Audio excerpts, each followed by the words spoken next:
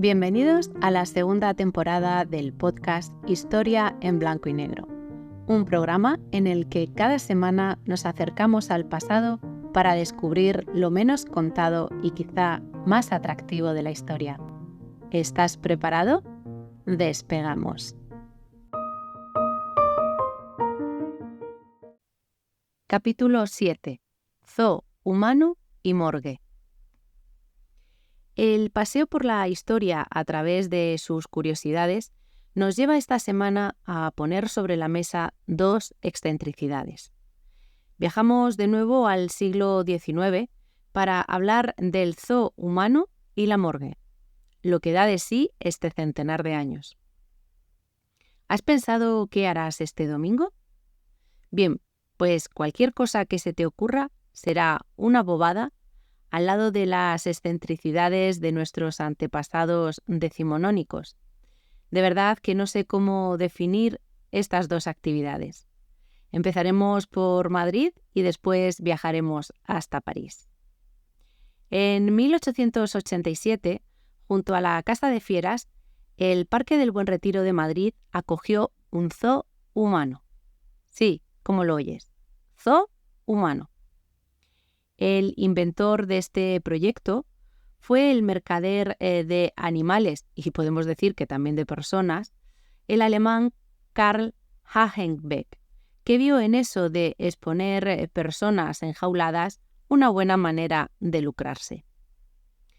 Si siempre digo que no podemos mirar al pasado con los ojos del presente, en este paseo por la historia es más necesario que nunca que no lo hagamos. Hoy nada de esto es comprensible, por no hablar de moralidad, respeto, ética y otros valores como derechos humanos. Solo así, con el deseo de conocer la historia y sin pretender entender determinadas acciones, continuamos. Los indígenas filipinos llegaron hasta Europa, en este caso a Madrid, para mostrarle a los ciudadanos madrileños cómo eran. Una raza que resultaba exótica entonces, y por hacer un chascarrillo, aún hoy creemos que son de otro mundo cuando vemos en las revistas del corazón a la filipina más famosa de los siglos XX y XXI, Isabel Preisler, la mujer que siempre parece más joven que sus hijas. Bromas aparte, y por quitar un poco de seriedad a este asunto, pues regresamos al siglo XIX, época en la que llegaron a Madrid 43 indígenas filipinos, a los que acompañaron un negrito, tagalos o igorrotes, razas aborígenes de la isla filipina de Luzón. El Parque del Buen Retiro fue el lugar que escogieron para escenificar la vida en las islas, reproduciendo para ello la cotidianidad, y así de este modo los madrileños podían ver los poblados, las viviendas típicas, la forma de vida y sus trabajos también. Todo ello sin moverse de su ciudad y a costa de la explotación. Así lo recogió en la prensa El Imparcial.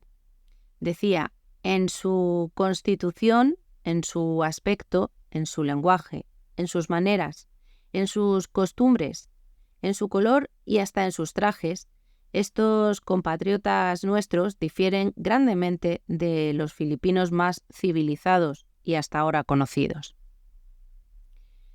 Las cabañas de paja llegaron directamente de la selva filipina para aportar mayor credibilidad a esa puesta en escena en la que los ejemplares étnicos se mostraban semidesnudos. En esta instalación, los filipinos exhibidos bailaban, trabajaban el tabaco y estaban acompañados de animales que resultaban tan exóticos como ellos, por ejemplo, una serpiente de 5 metros. Pero no vayas a creer que esta atrocidad era exclusiva de España. Estas exhibiciones itinerantes recorrían Europa desde la década de los 70, por lo que llegaron tarde a nuestro país, en donde también encontraron su público, por supuesto, tanto en Madrid como en Barcelona, donde se podían ver negros salvajes. Tanto por la prensa como por posteriores investigaciones, hoy sabemos que en Madrid trataron a estas personas mejor que en el resto de Europa.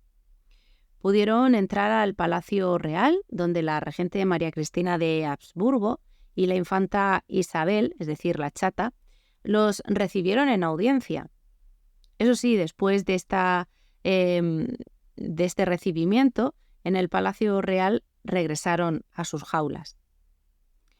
En la muestra de Bruselas, en 1897, hablamos ya de finales del siglo XIX, casi rozando el XX. Podríamos leer, por ejemplo, en un cartel de estos dos que ponía: no alimenten a los congoleses, son alimentados. Terrible. Durante la celebración del centenario de la Revolución Francesa, eso el lema francés de libertad, igualdad y fraternidad, desde luego no incluía a los 400 africanos de Pueblo Nuevo, que eran la principal atracción de la Exposición Universal de París.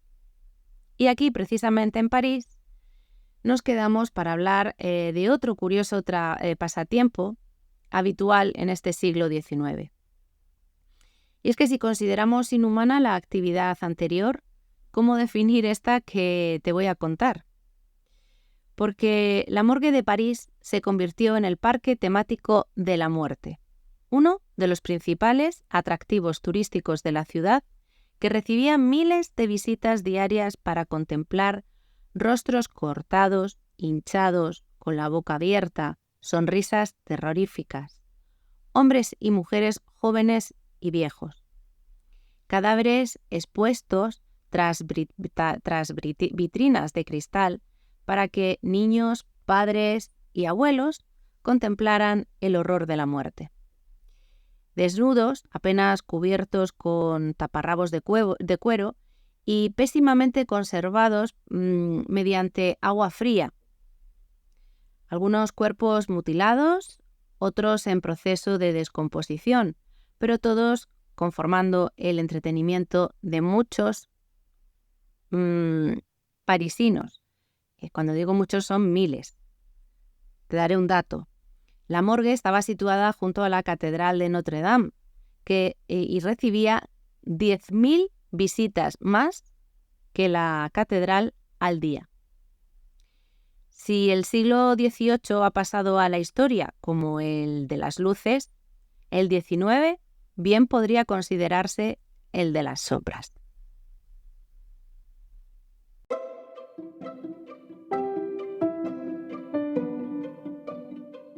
Te espero la próxima semana para dar un nuevo paseo por el pasado. Mientras tanto, disfruta del presente. No olvides suscribirte al canal y regalarme un like si te ha gustado.